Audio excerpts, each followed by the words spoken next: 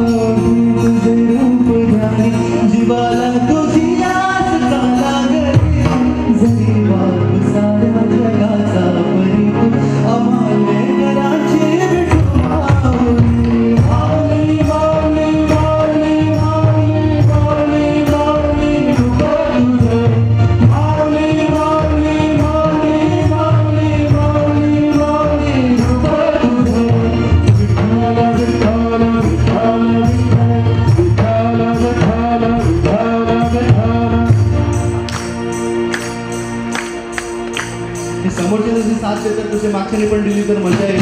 विठ्ठलाचं नाव घ्यायचं आपल्याला.